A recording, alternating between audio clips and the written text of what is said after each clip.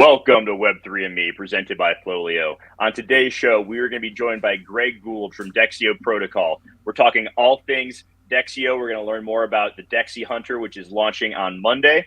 Before we get into that, a few things. Please like today's stream. That really means a lot to us. Subscribe to the channel for all sorts of NFT content. And most importantly, head to FLOLiO.com, FLOLIO.com, for all of our free NFT portfolio management tools. We have account valuations using TradeFloor and FMV. We have a free browser extension that's one of the best in the business. So please do all those things. With that being said, nothing today is financial advice. Please do your own research. We are learning about Dexio and all the cool stuff that they're doing. With that being said, let's bring on Greg Gould. Greg, thank you for coming on the stream. You are the COO of Dexio. You have over 20 years of business experience as an entrepreneur. Lot that you've been doing over the years. Thank you so much for coming on today. Welcome. Yeah, thank you. And thank you guys for having me on the show. Actually, in full transparency, I did not realize we were doing a live stream until earlier. And because I didn't look, so I was like, okay, live stream, I should probably, pull it together here. So, but I'm happy to be here, you guys. Thank you. Thank you very much. It is Gould, right? Or is it Gold? No, it's Gould. Yeah, that's okay. Like gold, but said fancy. Gold. Yeah. Yeah. Well, excellent. So give us a little bit of background on, your journey to this point. How did you get involved with cryptos and NFTs and, bringing all that experience you have previously into what you're doing now? Yeah. So it's funny because I tell the story a lot, but the first time I invested in crypto was through a friend of mine in like 2000. I think it was, I never actually remember, and I should probably ask her, but I think it was the end of 2017. And she messaged me. I was aware of Bitcoin. I was aware that there was, other things going on. She messages me and she's like, yeah, you should throw in some money on this. So I gave her $5,000 and I kind of forgot about it and not forgot. Anyways, I was like, okay. And about 3 or 4 months later, maybe 5 months later, she called me up. She said, I sold everything and she gave me back like a little less than $10,000. So I almost doubled my money. Right. And because we must have, I don't know how, it just must have been in the middle of some run there. Right. So, and then I kind of didn't do anything else with crypto. I was like, quasi paying attention to it. And one of my cousins that lives out in California, who actually has worked for a bunch of different crypto companies, was constantly talking to me about crypto and NFTs and not just like the investment, speculative trading's part of it, but the technology side of it and all the things that it could do. So, and I started getting really interested in what was going on. So I started investing a little bit. This is probably 2.5 years ago now, and kind of stumbled into Dexio. And this is a funny story. I was like, somebody sent me a Reddit post for crypto moonshots, and it was about a Pokemon Go for crypto project. And so I ended up in this Telegram group and for a project called Split Protocol.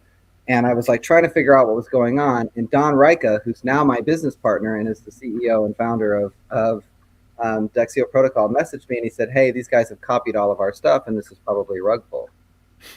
And so I looked and I realized that they had copied all the stuff for Dexio, and I didn't end up investing in Split Protocol. It turned out that it was a rug pull, and and that's how Don and I met. So he saved me from a rug. That's a great origin story right there. It is. I probably would have only thrown a few $100s at it. It wouldn't have been like the end of the world, but I never did buy it. So that's how I got into Dexio, and then and it's kind of from there it's been a long story for the last 15 months, but it's been a very good journey, and we're building a bunch of really cool stuff. So yeah, so let's start with the Dexi Hunter experience. I know that it's launching Monday. It's going to be in the App Store, the Play Store.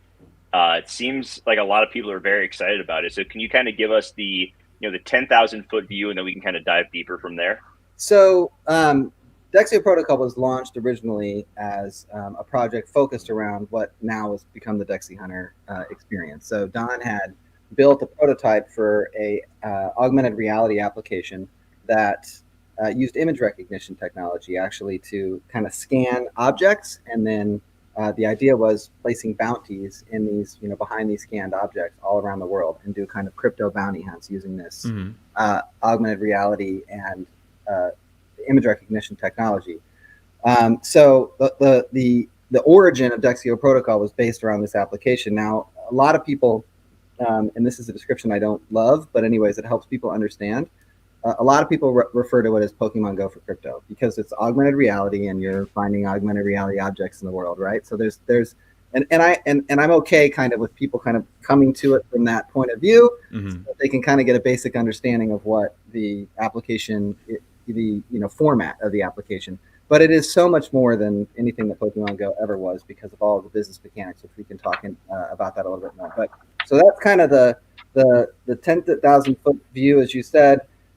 Over time, we realized that the image recognition scanning technology was never going to work the way that we wanted. Not never, but anyways, not in the form that it was going to work. We built a very actually comprehensive application that was using that, but we had so many problems with it. We were like, okay, we're going to start over and we're going to use geolocation and kind of reframe this whole thing. And we also decided that we wanted the whole experience to be a little bit different than what we had originally intended. So we scrapped it back in, I think that was October, and we started building what we now are about to release. And I do want to clarify that we actually, it is in the Play Store, and it's actually through test flight, the public beta on the App Store.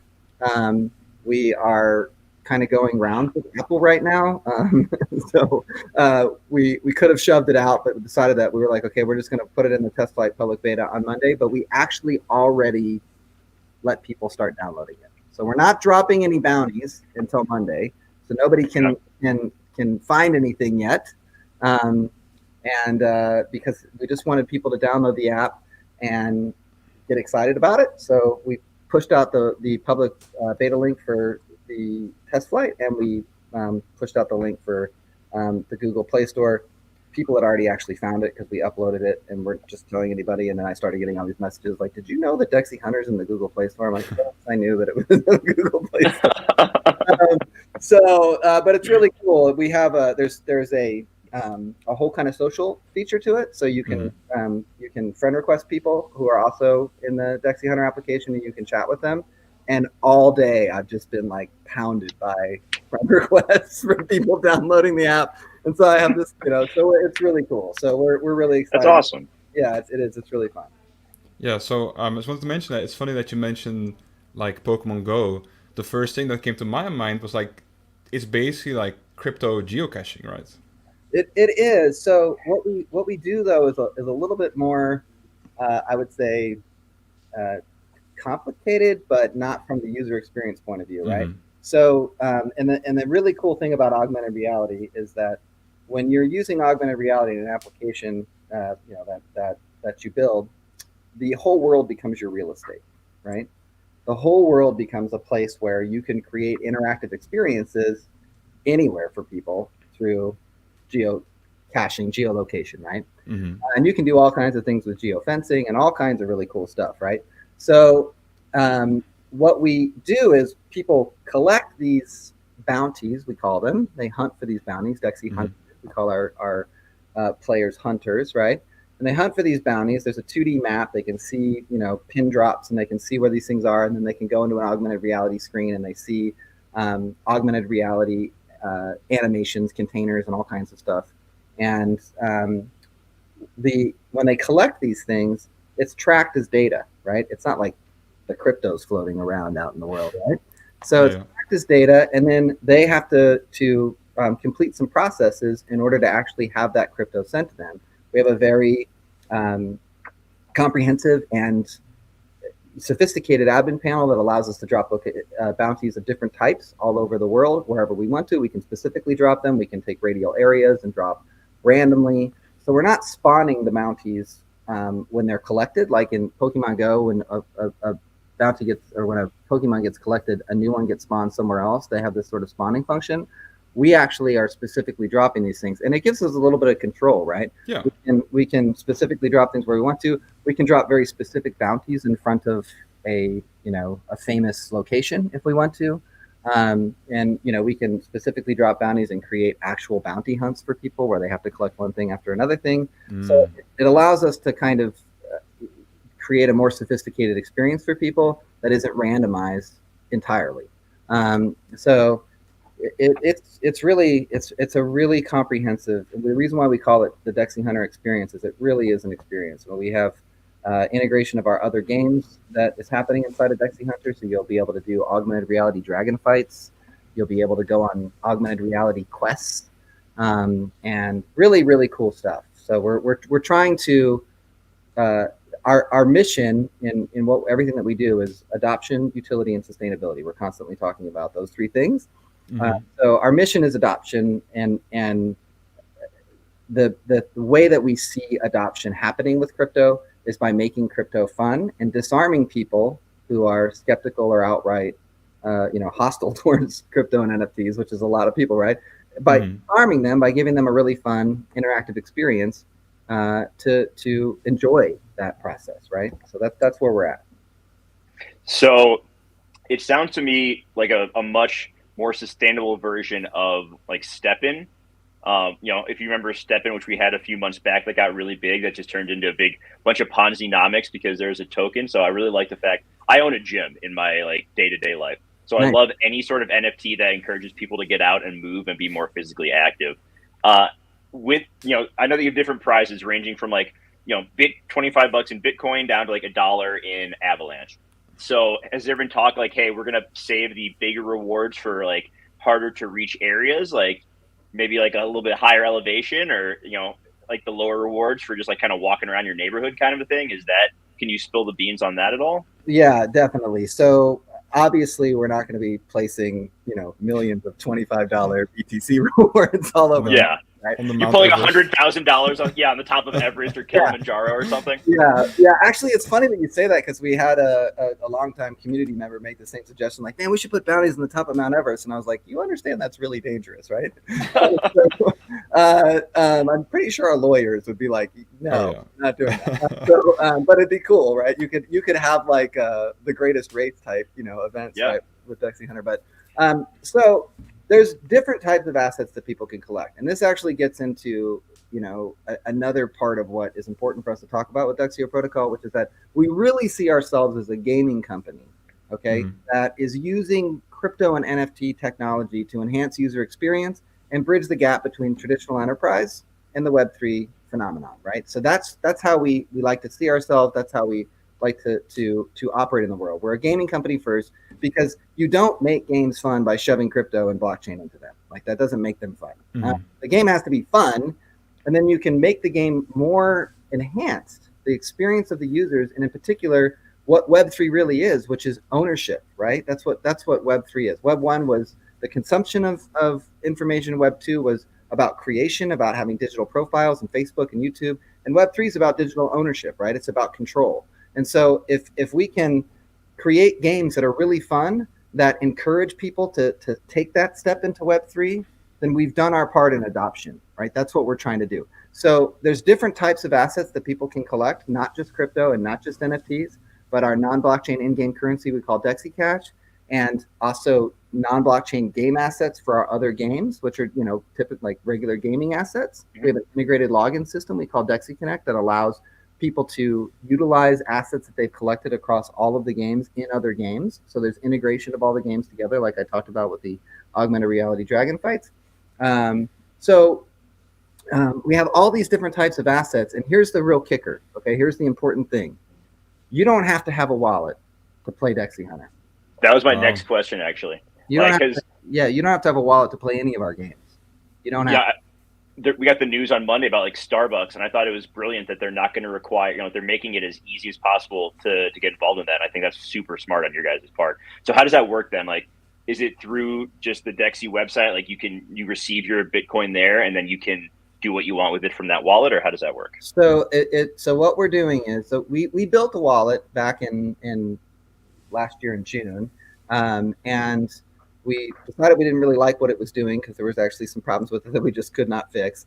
And then in full transparency, and then we built another wallet because we were like, well, we want to integrate this into the games. And then we thought about it, and we thought, why are we doing this? There's lots of great wallet products out there. Why are we doing this? So instead, what we've done is we have a integrated login system that I talked about, Dexy Connect. Okay, and that integrated login system outsources the authentication of the user to a third party, Auth0. Okay, so if you're familiar with that stuff, you would know what Auth0 is. And So people are able to use their Auth0 login, their Dexi Connect login, and that gives them access to their profile. And they provide us with the wallet addresses for the 13 different chains that we utilize through that login process.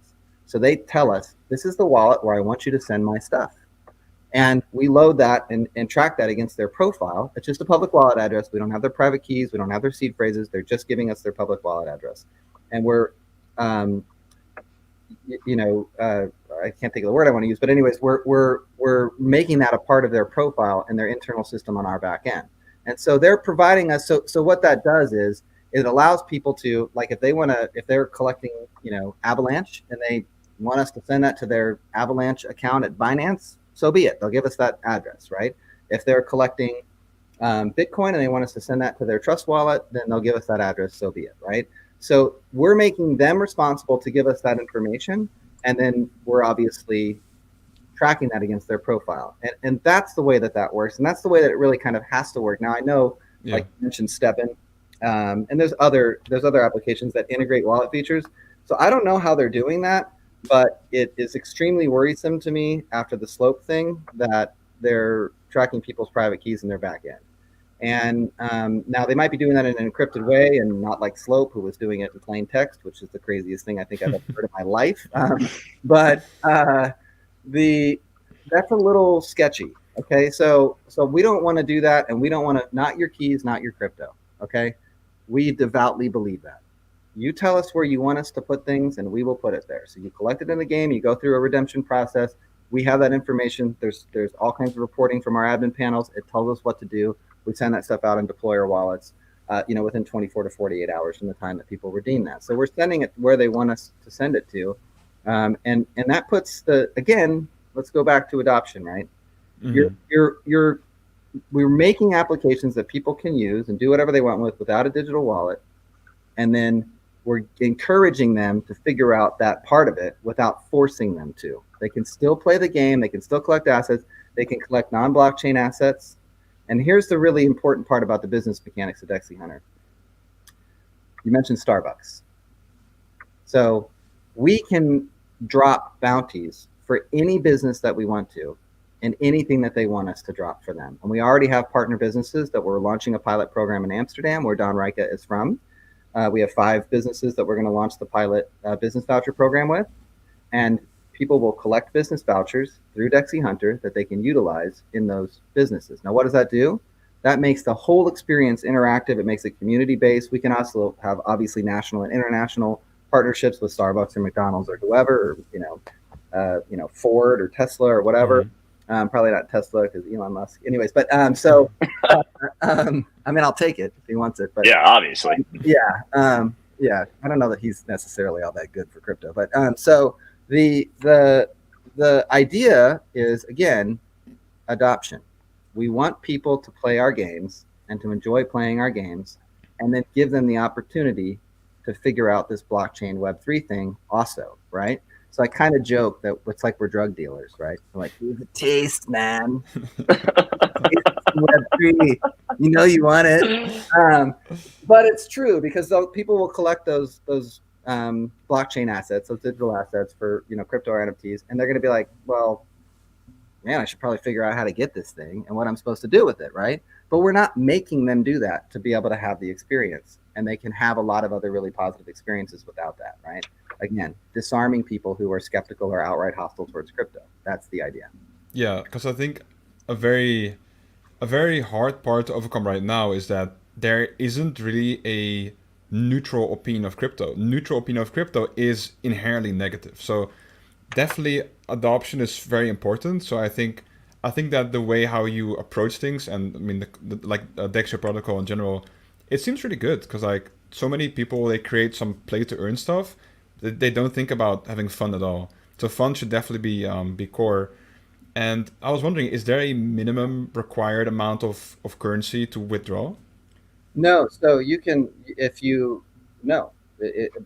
minimum amounts that we're allowing people to collect. So $1 is, as was already mentioned, is the minimum. So there's bounties from $1 to $2.50 to $5 to to $10 to $25, right? BTC is the only $25 bound. And so people can individually redeem those through a process that we call reward redemptions, which I won't get into all the mechanics of, but allows us to generate revenue, right? We're very focused on sustainability. So one of the questions that I asked when I first got into crypto, especially in the project management side, is I just kept going, where's the money? Where's the money at? I'm a businessman. I'm very, oriented towards making the books work, right? And I'm just like, what? Okay, that's cool. But if all the money is coming from new people investing and you're cashing out on those people, that's a Ponzi scheme, whether you want it to be or not. And, as was mentioned, I don't know that the guys from Steppen intended it that way. I don't know that Axie intended it that way, but that's what it ended up being, right? Because the model was based around rewarding people with tokens that then they were cashing out, right? And that's why there was the 2-token system, which we often tried to do on the BSC, and then decided that that wasn't something that we wanted to do. We didn't need an in-game currency that we wanted to give out to people. We need people to play the games and generate revenue that can support the business of Dexio Protocol, can support the operations of Dexio Protocol, and also support the token, which supports the technology of Dexio Protocol, right? So we have to have a balance between these things, and without that, you really only have a Ponzi scheme. And again, I'm not making a judgment call about intention. I'm just saying that that's what it is. Yeah. And not everything like everyone is obsessed with the idea of play to earn, but outside of crypto, and a lot of people who are deep into crypto, they're hustling, they're trying to make a lot of money, but your average person in their recreational time, they're not concerned with making money from it. And so if you can find something that teaches people about this and gets them active, and I'd say most people are probably more interested in the partnership side of things and what they could get from their favorite brands than they are making $10 in ETH from walking around their neighborhood, kind of a thing. So I think that separating the viewpoint of your average crypto person who's just trying to make money with your average non-crypto person who just wants to kind of enjoy themselves and is probably a little bit healthier on the mental side of things, but we don't need to get into that. Is probably a good viewpoint to take. Yeah, so it's funny, like I was telling you guys, I do a lot of podcasts and live streams, and I talk to a lot of people, that are coming from the same point of view that you guys are, which most of us that are in this space, because we believe in what the technology is going to do, and we believe in what it's already doing, and we understand that this is the future of a lot of things, especially record keeping, but also all kinds of other stuff, right? That we're all kind of thinking the same way, right? I'm sure you guys are talking to people who are saying a lot of the same things that I am, right? We have to get away from this model of everything is speculative trading. Okay, that's fine if you want to speculative trade things, and that's a part of what probably needs to go on in the space, but it can't be everything. It can't be the whole thing. And the like you said, what you're talking about with the games, right? We hired game devs that were openly hostile to crypto on purpose. I mean, we did. I was when Don and I were and Rob Barlow, who's our chief strategies officer, who helped us design our original game devs. When we got Obi Sans, who's our chief game developer now, when we first hired him, and he was basically like, I don't know about this crypto thing. I was like, good. That's the people we need. We want people who are going to develop fun games. We're interested in fun games. And we need people playing the games. That's the important part of it. And our game development team is awesome. And it's a bunch of but they're all super gamers. They don't care about the earning stuff. They're not now, as they've been with us and they've learned more about crypto and about blockchain and NFTs in particular, and the way that has an impact on gamers and their user experience, right? Like you were saying, Dan, that there's the kind of the middle point is actually hostile towards crypto, right? It's not, and that's gotten worse with Three Arrows and Celsius and Voyager, all the crap, right? So Luna and Do Kwon's going to be arrested. What's happening? So exactly. It's not. That's not. None of that's good. Like everything that happened with Wonderland when that went down. It just all that stuff is bad, and it's bad for crypto. But crypto isn't bad, and blockchain isn't bad, and Web3 in games is a really cool way to allow gamers who spend a lot of time and energy and money on something to take a piece of that with them. That's a positive thing. you know, and to have, you know, part of the experience of ownership of that, right? And to be able to interact with other people within an ecosystem in a financial way. That's not a bad thing, right? That's a good thing. It just can't be what it's all about. That doesn't work. Like you said, it's, you know, somebody walking around their neighborhood who's just like, I gotta find that $10 ETH. Yeah. Probably is not going to play the game very long and isn't really interested in anything else, right? And we've experienced this. We have another game out called Dexy Knights, and it's a PC only hack and slash dungeon crawl sword fighting game, and it's awesome. And we went at it from P2E earning mechanics to begin with, and just got like overwhelmed with all these moon boys, like these chart chasing. Like, I need to earn from this. Well, how do I earn? You need to make it so I make money. Like, why do I? We're trying to make a fun game. Like, I don't. Why do I need to pay you to play the game? You know. So that doesn't work. You know. And you know, again, the stepping thing I think is a really good example, because, you know, stepping. It is positive. You said you own a gym, you know, like I'm a kind of a health nut.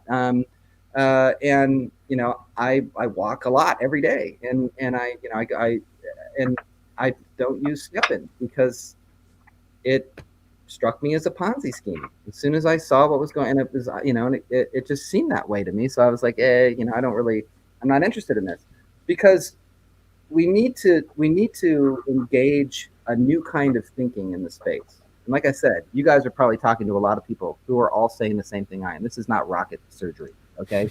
You know, it's pretty clear that the space is broken, and that there's a lot of things that we need to clean up. And largely, it's mentality. We have to build products that people want to use. You know, the products that we use in our lives do one of a few things. Okay, they either solve a problem, they make something that we're doing more efficient, or they provide some kind of visceral joy in our lives, right? Or they do all three of those things, and those are really awesome products, right? But we have emotional connection to the things that we use, right? Like there's like even like stupid things like cars. Like people are like, I'm a Lexus guy. Like, you know, okay, well, you know, I mean, you know, we have you know, I wear Nike. You know, we have like emotional connection to these brands, right? And we have emotional connection to the things that we use, and that's important, right? But that emotional connection comes from a place of that thing being actually useful to us. It solves some problem, it makes something more efficient, or it brings us some kind of joy. And if we don't build products in Web3, if we don't build products in the space that people are actively using because they do one of those three things, we're dead in the water. That's the utility part of it, right? 100%. Could not have said it better myself. So on the Dexio Hunter side thing, I think we've covered most everything there. Is there any last points before we kind of talk about Dexy Hunter and the other games that you guys are building? Because I do want to get into some of those. Yeah, so go ahead. Just real quick, we forgot about one thing, I believe. That is Dexy Zones. Yeah. Is that part of the other companies? No, so Dexy Zones is all related to Dexy Hunter, and I'll talk briefly about that before we move on. I can be kind of long-winded, so I'm sorry, you guys. I get excited. No, all good. No, I love it. I think it's great. Yeah, I in most of the training I've done in my life, the thing I tell people, I ask them what I think the most important thing that they bring to the table is, and I get all kinds of answers, and my answer is always enthusiasm. That's the most important thing you bring to the table. If you're enthusiastic about stuff, that's a positive thing. So. But yeah, so the Dexy Zones. So what are Dexy Zones? Dexy Zones are geographically significant areas that we geofence in and allow people to own and create their own business utilizing the technology behind Dexy Hunter. What does that mean? That means that we geofence in an area. Okay, we assign that geofenced area an attribute in an NFT, right? So NFTs can have attributes. That's what makes them upgradable. So a lot of people talk about upgradable NFTs. You're not, I mean, I don't know. Maybe there are people who are actually changing the NFT itself, but really once an NFT is minted, it's minted, right? But you can put information there that then you can track against the back end of a server and the metadata of, and that allows an NFT to become upgradable, right? It's just the information associated with that NFT on some system, right? So We geofence in these areas, and we assign those geofenced areas to an NFT, and then a person can own that NFT, and so they own that geofenced area inside of Dexy Hunter. And what does that do for them? They're going to be able to profit, okay, run a business that allows them to actually extract some of the activity that happens in that Dexy zone through Dexy Hunter. So businesses are signing up for the business voucher program. We're selling those. Obviously, the businesses are paying us to drop those vouchers, and that money's coming into that Dexy zone. They're being collected and redeemed. That Dexy zone owner is getting a portion of that.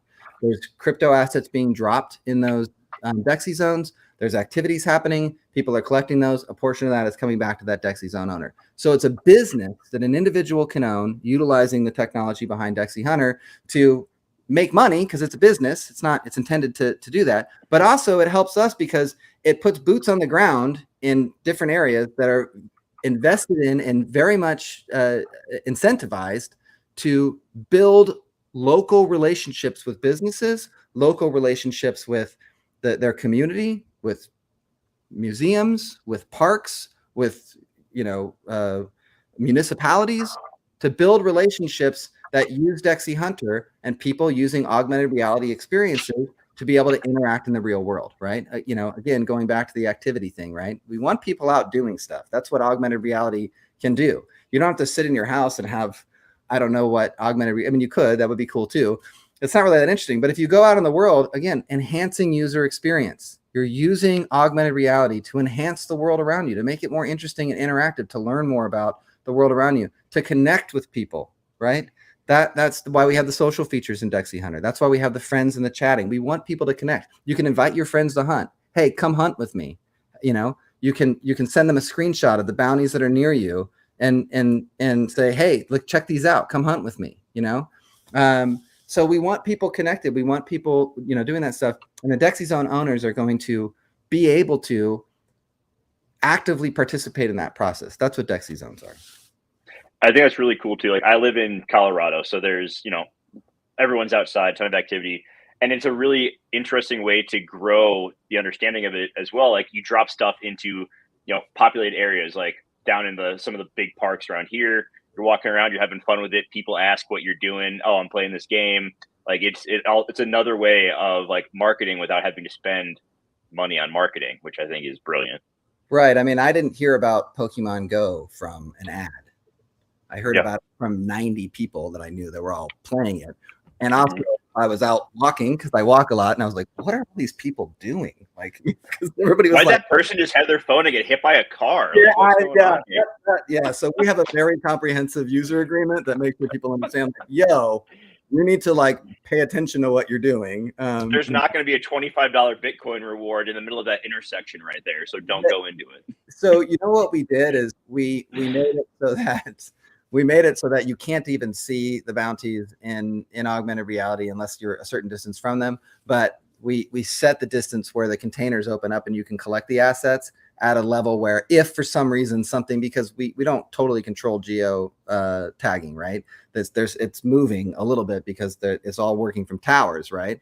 So we set it up in a way so that, like, it's going to be pretty hard for somebody to put themselves in a dangerous position, because they're going to be able to get the assets. So, but yes, we're also not going to put $25 BTC bounties in the middle of I-70 right outside of Denver, right? That's not happening. So, okay. So, but that's what Dexy Zones are about.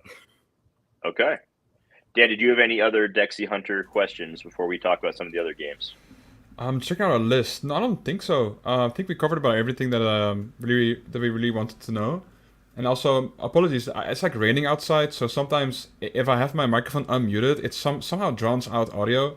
So I'll try to mute myself when I'm done speaking. Oh, that's okay. Yeah. Where are you at? Good. Where are you? I'm Dutch. I'm from the Netherlands. Yeah.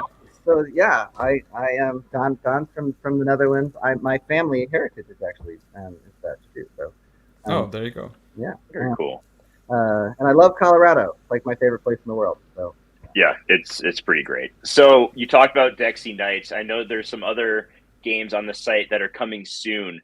Can you drop any alpha on those? Like, do we have any idea of when they might be coming? Yeah. So Dexy Dragons is probably the thing that most people are most excited about. You form a team of dragons. You can do like grounds fighting, PvE fighting.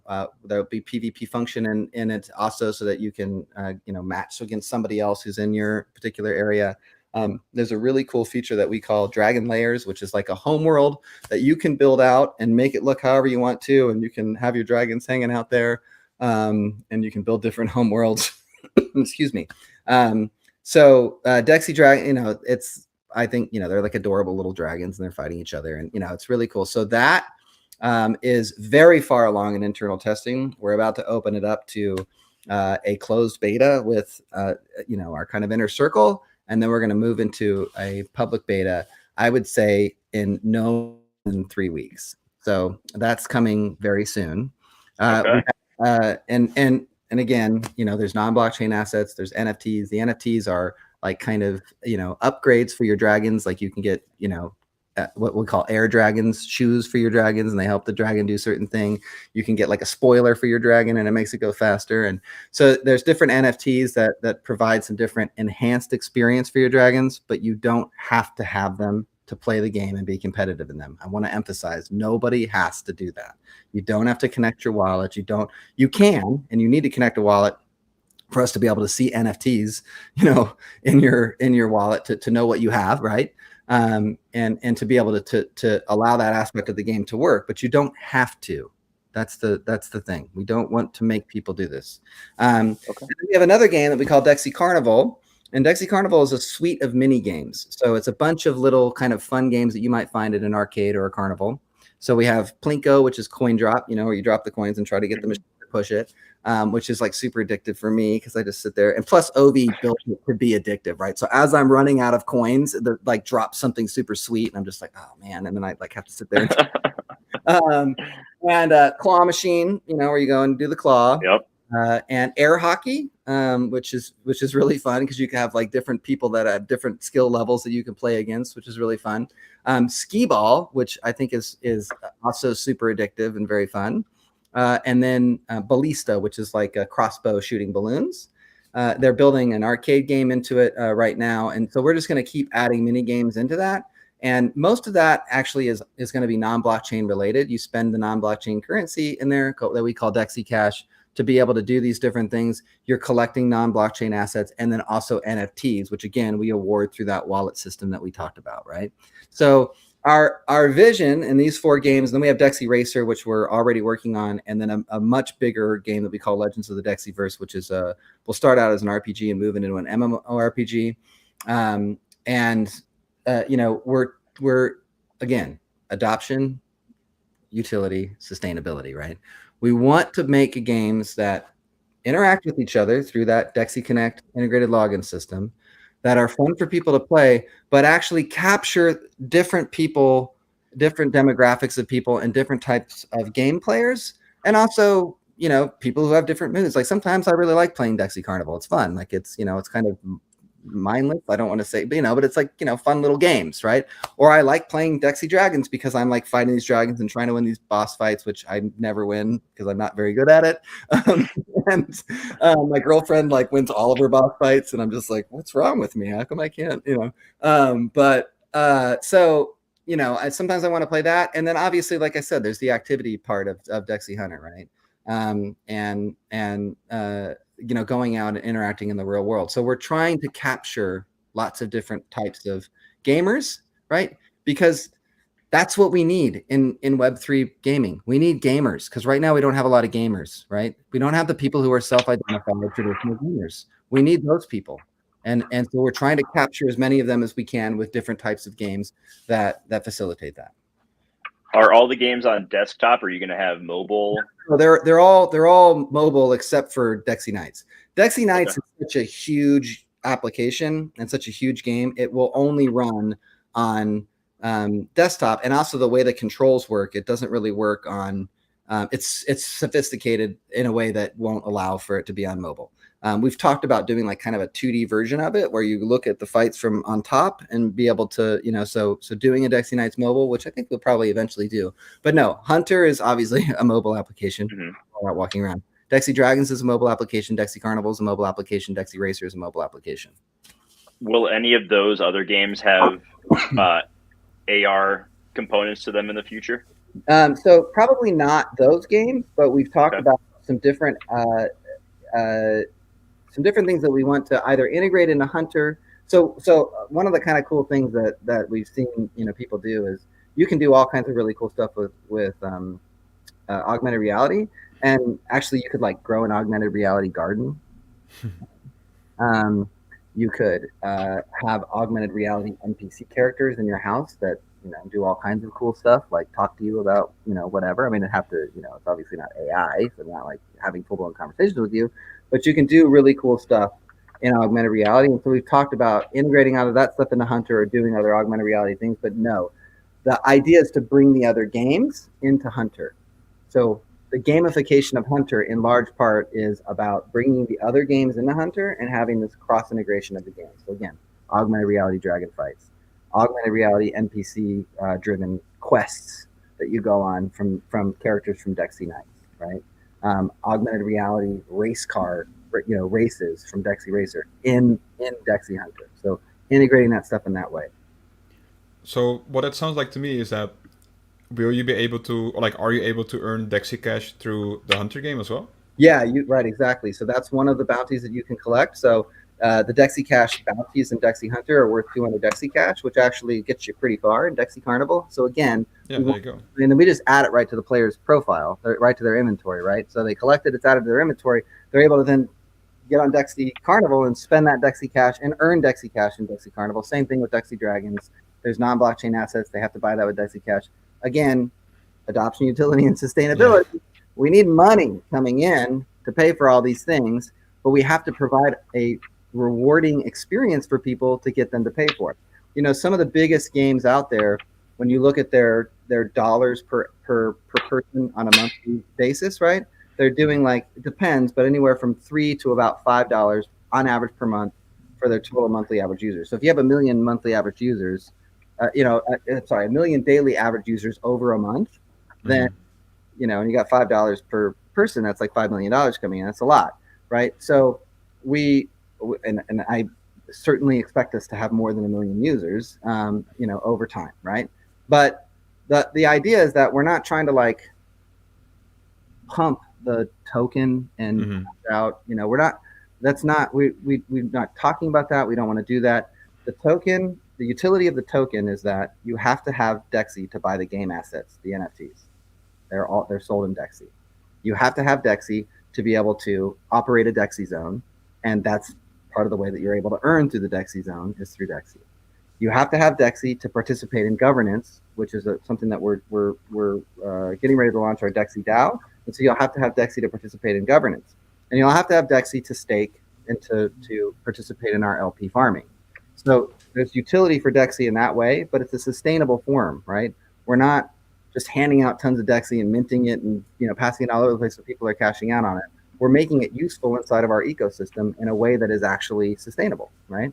Again, sustainability. We're super focused on that, but we need revenue coming in the form of actual, money. You like the maxis and the anarchists out there, like Bitcoin and like we're all going to Bitcoin and it's going to be world money. No, it's not. I'm here to tell you that's not happening anytime soon. I don't know who thinks that, but that's crazy train. Okay, there's fiat is part of our lives. It's part of our systems, and we're going to have to live with that. And we need real revenue mechanics to be able to sustain a business and support the technology and the advancement of that technology. We can't support that by by pump and dump, by Ponzi schemes. That's not.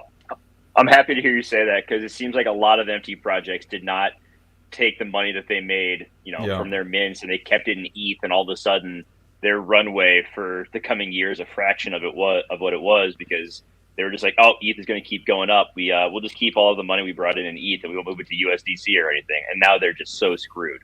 So I'm happy that you're having a very pragmatic approach to that. Yeah, we're Don and I both have been successful businessmen, and we've both put a lot of money into this and a lot of time into this. But if I just wanted to make money, I would do something different. This is, I'm pretty good at making money in the other things that I do, and I own a couple of businesses. I've owned lots of businesses and sold them. we're interested in building a legacy for ourselves and through Dexio Protocol, right? And that's what our whole executive team is interested in. Also, obviously, we have to make money too, but it needs to be in a sustainable way. We can't, I'm not going to name names, but obviously there were projects that like had crazy market caps, like $6 billion, and they were, obviously cashing out, on their liquidity, and then like they turned out crap projects or nothing at all, and the products out, you're just like, what did you guys do with that money? Like, what are you doing? Like, we've bootstrapped this whole thing and done some OTC deals, and we're turning out great products. Like, these people had millions of dollars, or they're getting millions of dollars of investment capital from VCs, and you're like, dude, what are you guys doing with this money? Where is it going? And maybe it's going to Anchor to or maybe it was going to Anchor to stake, UST or what, maybe they lost it in that. I don't know, but there's definitely, we need better actors in the space. Yeah, that's for sure. 100%. There's so many people that have millions of dollars from VCs that are sitting there clueless about what they should be doing. They're just throwing money at stuff completely aimlessly. But as one of our closing questions, I'm really curious. I want to hear a bit more about Dexi Racer. J-Web and I, we're both we're both quite Formula One fans. So I looked at the imagery of the Dexi Racer game, and they sort of look like Formula One-esque cars. So yeah, tell us more about Dexi Racer. Right. So Dexi Racer, again, our chief game officer, chief game developer, his name is Ovi Sanas. Ovi's a super enthusiastic, brilliant a guy who's very loves gaming. Probably been gaming since he was a baby. I don't know. And he puts up with me and my 45-year-old not understanding most of the things that he's talking about sometimes. So he's like telling me about different. He's like, well, like League of Legends, and I'm like, no, I don't know. But I mean, I do actually know about League of Legends, but there's lots of other things. So, and Don himself is a very enthusiastic gamer, and like I said, we have other enthusiastic gamers on the team, Rob and a few other people. So, but Obi came to me and he said, we had another idea for a card game that we were working on. We actually had kind of developed part of it and then put it on hold while we were working on other stuff that we called Dexi Hero. And Obi came to me and he was just like, I have a really cool idea for a racing game that could be done and use NFTs. The cars can be NFTs. They don't have to be NFTs. But we can integrate the blockchain side of this thing into this racing game and make the racing game really fun. And he said, the way that he described it to me, and again, I don't like to make these comparisons, but it makes it easier. Is he's like, it's going to be like Mario Kart with race cars and NFTs. So you're going to be able to drop stuff that screws up the other player, and you're going to hit launches and all kinds of stuff. So that whole experience is going to be like that, but we want people to be able to build out their cars. So part of this whole process for us is about the creative part of it, right, for people. So we give them options and they can build out their car in all kinds of different ways and make their car unique, right? And have that experience and that immersive attachment. That's what we're interested in. We want people to be attached to what they're doing, right? We want them to be connected to and enthusiastic about what they're doing. So having that immersive experience and build out their car that's what we're doing. Have you figured out what angle is the user looking at? Is it top down? Is it from the back? Is it? So I think that right now they're working on it from the back, right? Okay. So, but we so for example, I mentioned the air hockey game, and originally that was from this angle where you were pushing, and then we decided, and so now it's from the top because it wasn't working and the mechanics of it didn't work right. So they're playing around with that, but. Yeah. Race, we got to get Dragons and Carnival out, and then we're gonna focus on racing. What ends up happening, and this, I'm sure you guys hear this from other game development companies, is we get the alpha product from the game devs, and then it gets changed super hardcore because we get it, and then we start playing it, and then we're like, no, this doesn't. So a lot of changes happen in that process from alpha to beta. It's like mad difference, and then from beta to public beta is different, and then from public beta to the actual public application, it gets different from there. So we'll try some different things. Very cool. And then is there going to be a marketplace for every? Yeah. Sorry. Go ahead. No, yeah, I was just gonna say, is there gonna be a marketplace for everything, like all in one for the different games? Right. So we originally had two NFT marketplaces. When we were on the BSC, we've migrated to Polygon, and we've had two tokens. We've brought them down into one, and we've reduced our supply dramatically. Right. So now we're on Polygon. We have 50 million total supply, and we have just the one token now. And we just relaunched what we call the Dexi NFT Emporium. It has two sections: the Creator Hub for our creators to mint their NFTs and do whatever they want with their collections and their galleries. And then the Game Vault side, where we mint the game NFTs and provide those to people who can purchase them in Dexy and then auction them or put them back up for sale and sell them to other people in the community too, right? So Creator Hub, Game Vault on the new Dexy NFT Emporium, and that actually just went live today too. Oh, awesome. Yeah. So we rebuilt it and rebuilt the whole way that the filtering system worked and everything. And then we were all testing it, and then we realized that we were having all kinds of problems with Trust Wallet Connect. This is development issues. So it was supposed to release on Monday, but we actually released it today. Excellent. Well, all right. Dan, any final questions? There's one question Greg in the chat. Murito Minello asks, could we have a game using AR like a paintball, using the cell phone as a gun? It would be very fun and could stimulate physical activities and real interactions. We could do that. So one of the kind of cool things that one of our game devs has been working on for a while is using different motions to do what we call, in his original prototype, spells. So do like certain things using either your finger on the phone or using a joystick, right? And you would have to do certain motions in order to unlock certain abilities, right?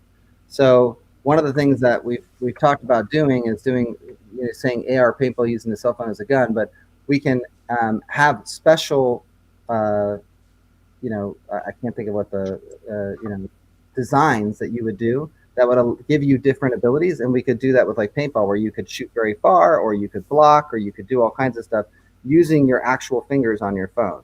So that's some cool stuff. We could do something like that.